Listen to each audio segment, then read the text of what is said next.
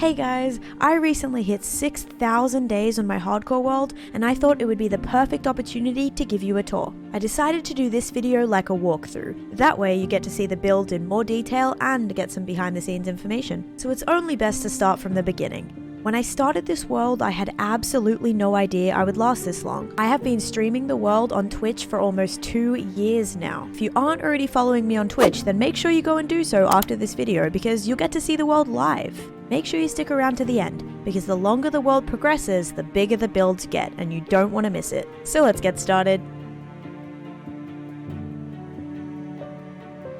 The first thing that I technically built was my house, in the exact same plot of land as my starter house.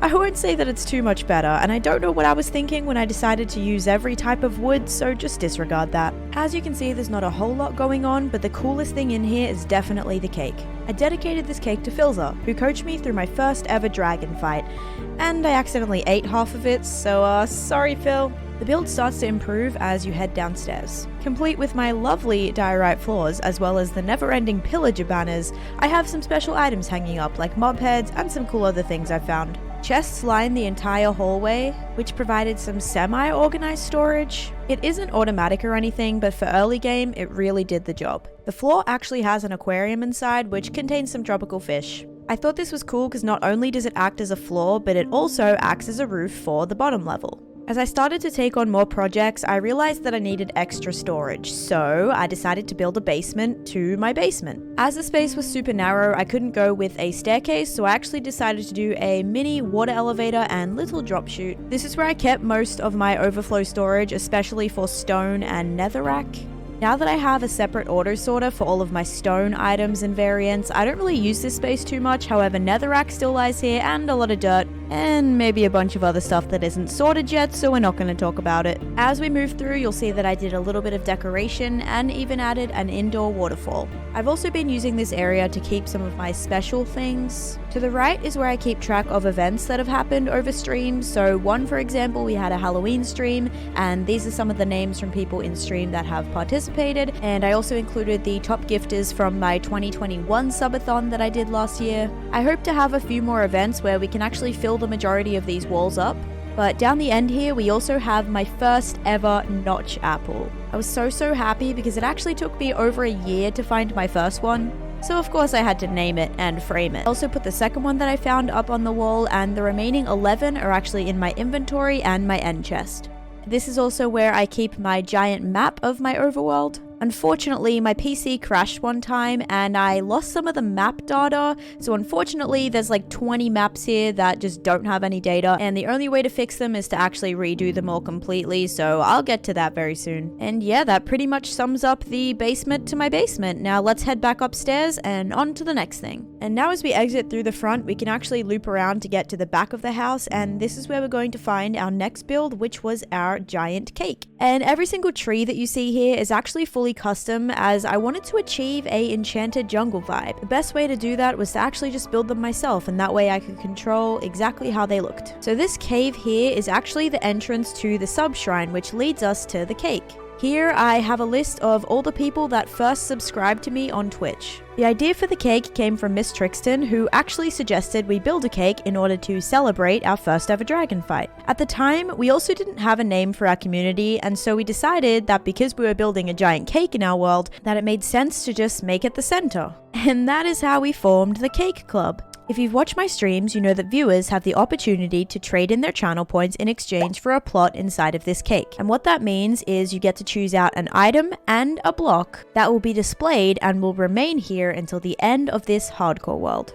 One of the first ever goals that I set myself in this world was to collect every single mob in the game. Because I love exploring and adventuring so much, it sort of just gave me a reason to travel to other biomes in the search for these mobs. Of course, I needed a place to put these animals, and that is how we came up with the zoo.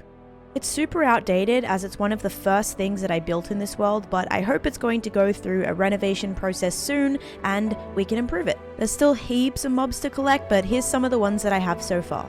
In order to stay motivated in a hardcore world, I think it's super important to have projects that you are consistently working on, and that's sort of what this project is for me. As Minecraft continues to evolve and more updates are added to the game, I'm sure there's going to be an endless amount of mobs to collect.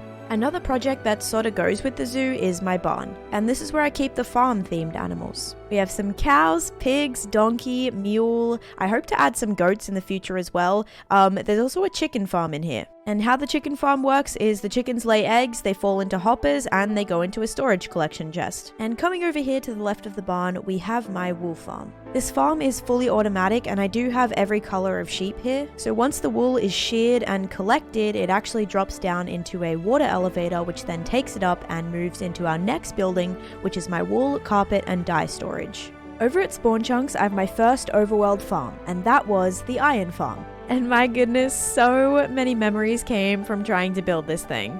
At first I tried to build a farm for bedrock. That didn't work. Then I tried some crazy redstone contraption that also didn't work, and the combination of the two is what brought us to this masterpiece. So I guess you could call it a custom design. I'm seriously not even sure how this thing works.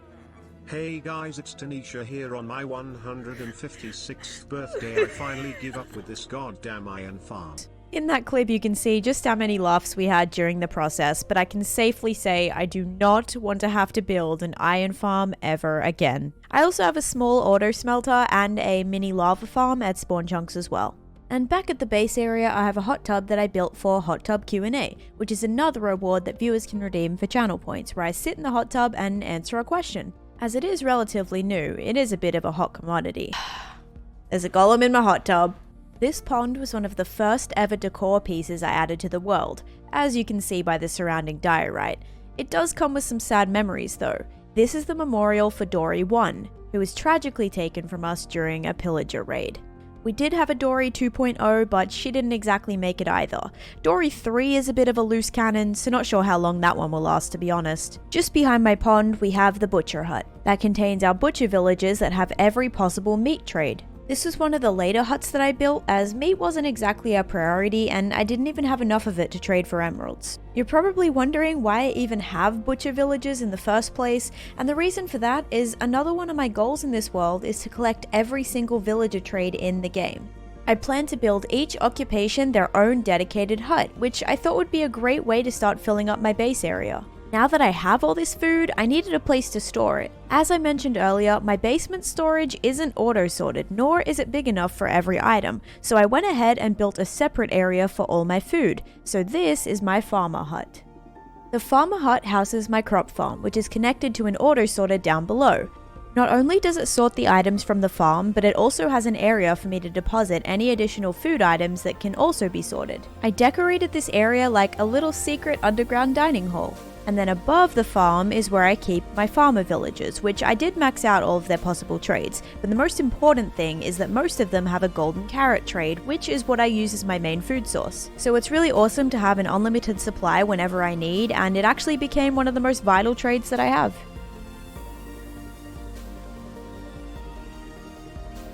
And next up we have my creeper farm.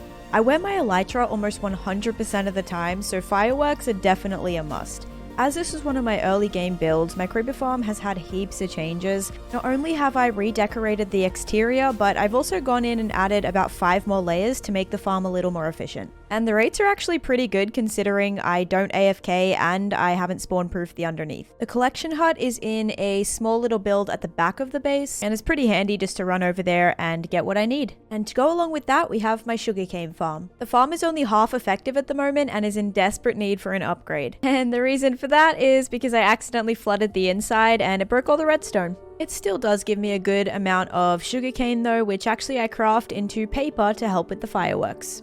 Another farm in my overworld is my cactus farm. There's 4 collection chests, 3 of which collect the cactus, and 1 actually is attached to an auto smelter which turns it into green dye. The green dye has been super helpful because I've been crafting it into cyan dye, which then makes concrete powder for my nether project I'm currently working on. As you can probably see, around my farms I had a lot of empty space. So for this year's annual Halloween Spooktacular stream, I built a pumpkin patch.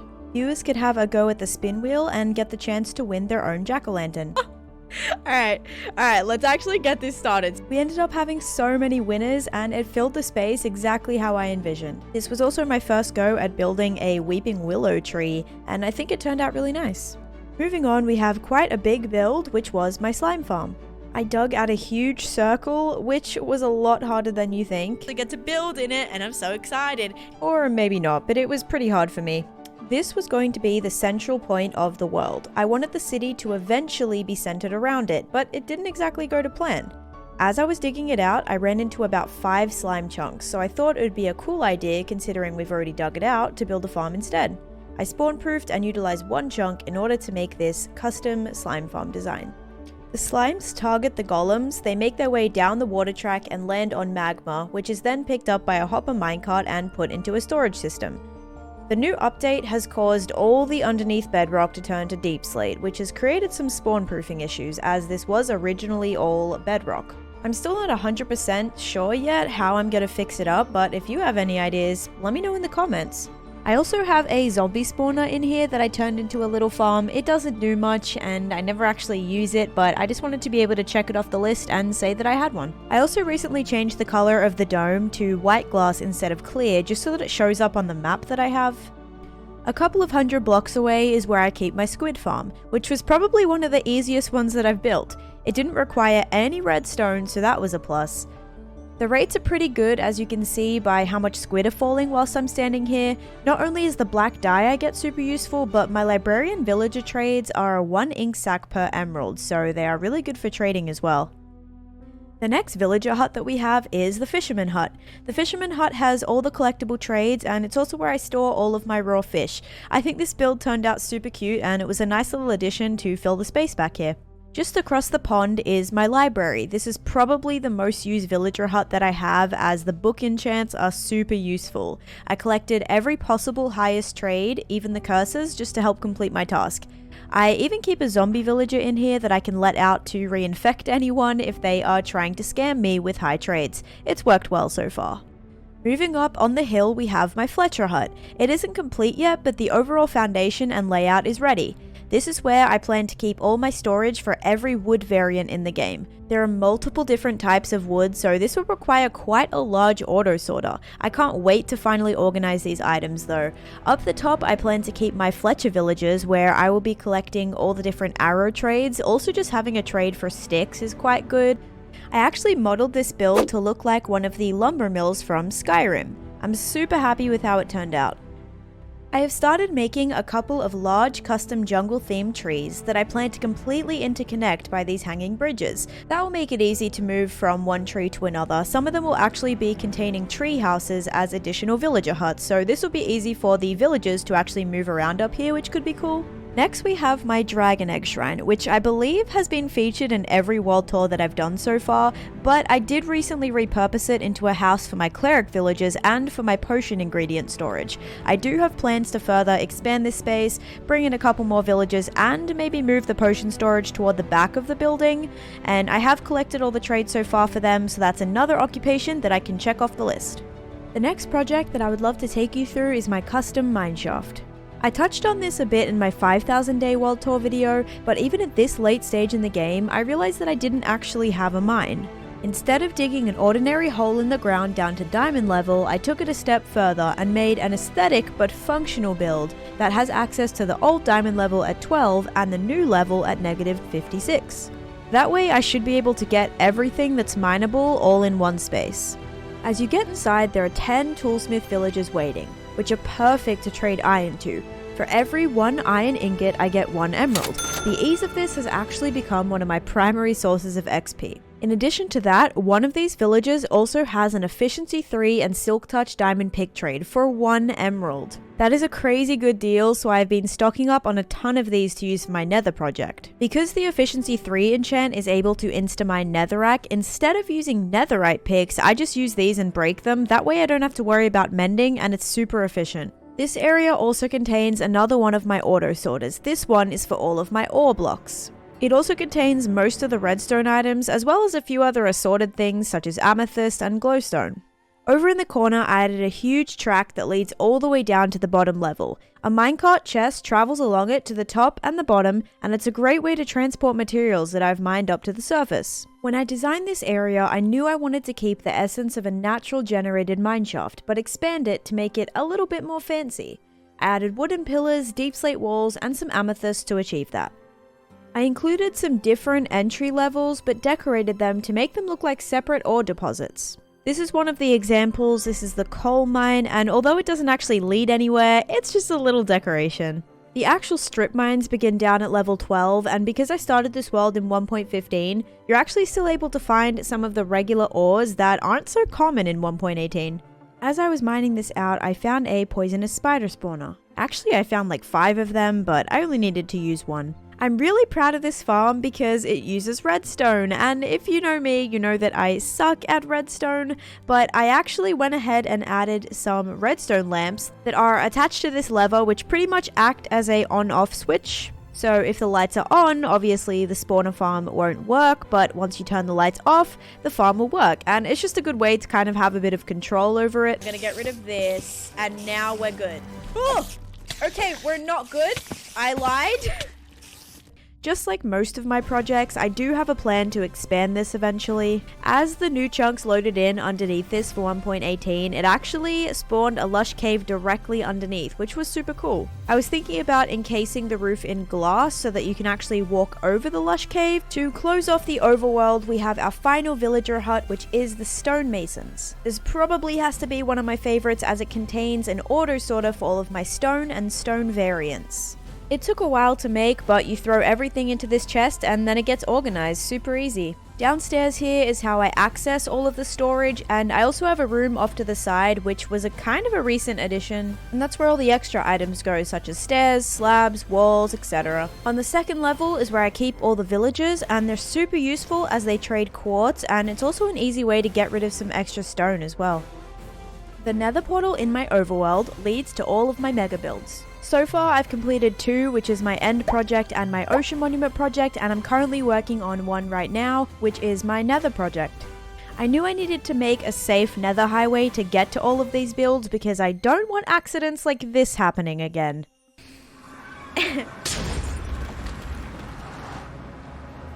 To get to Wintererland, you go through this portal, which takes you to the stronghold. I designed this with black concrete to look like the void. I also added a small dome to give you a teaser about what awaits on the other side. So this is Wintererland, and this is the first mega build that I ever completed. I transformed the end into a giant snow globe filled with a winter wonderland. When I respawned the dragon, it did a lot of damage, so right now it's not totally spawn proof, as you can see by the million endermen running around. Recently, I have fixed it up and added a couple more things, so you'll get to see that in a future video. And in the middle, we have my Enderman farm. Originally, the Enderman farm was actually over the void because I think the rates are better if you do it that way. But I wanted this to act as a centerpiece, so I rebuilt it and it does work quite well. The giant dome is made with over 100,000 pieces of glass. To build the dome, I used a website called Plots Modeler. It provides dimensions so you can get the exact shape you want. As it was so large, I did mess up quite a few times, but I'm just so glad we got it done. Hey! I decorated the inside with snow layers for spawn proofing, a frozen river, and heaps of snowy themed animals. Trying to transport the animals to the end was not an easy task, and we did lose a few along the way. Oh no! Oh no! Yeah. Alright, off you go, bud. Are you kidding? We even lost a couple upon arrival. Alright.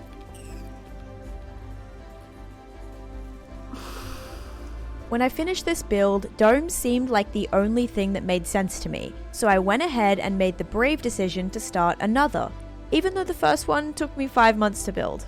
I'm not totally sure what my original intention was for the red dome, but I got super burned out and was losing inspiration on this project, so I decided to put it to the side and work on something new. To get to my next mega build, we traveled through the nether down this prismarine themed highway. I had seen some super cool ocean monument projects and really wanted to do one of my own. I'm trying to build every farm anyway, so making a guardian farm just made sense. I had full intention of doing some wacky organic shape, but the more blocks that I placed, the more it started to look like the shape of Australia, so I scrapped the original plan and got the proper layout of Australia and thought that was how I would theme it. I drained out the shape and terraformed the landscape to look like a satellite view of the country. I would love to revisit this build and add some more trees and details later on. I replaced the monument itself with a more fitting block palette and even added in some upside down mobs for authenticity, because we couldn't have had Australia without at least one upside down thing, right? The Guardian farm inside works well, and the Prismarine is vital for my next mega build that I'm currently working on. Now to the final mega build that is a current work in progress. That is the Nether Oasis. I am digging a 300 by 300 area in the Nether by hand and spawn proofing to make a Wither Skeleton farm. I need to dig around 3 million blocks in order for this to work. As I'm close to 6,500 days on the world now, I have actually mined over 2 million already, and lots of the decorating has already begun. Long story short, I hate the Nether. It's dark, dull, and dangerous. I wanted to transform it to be a place that I enjoy being. An ocean oasis is what came to mind. I'll be making a paradise with an ocean made from glass, mountains, a resort, and so much more. I have already spent 8 months working on this project, and I cannot wait to see how it comes along. This is the project that I've been focusing on mostly during my streams, so if you want to see the progress live, come and hang out. I think that wraps up my 6,000 day world tour. I really enjoyed making this, and it's crazy to see how much my world has changed over the years. I have so many plans for future projects, and I would love to have you guys along for the ride. So remember to like and subscribe if you haven't already, because I can't wait to see what we do next. Thank you so much for watching, and I'll see you in the next one.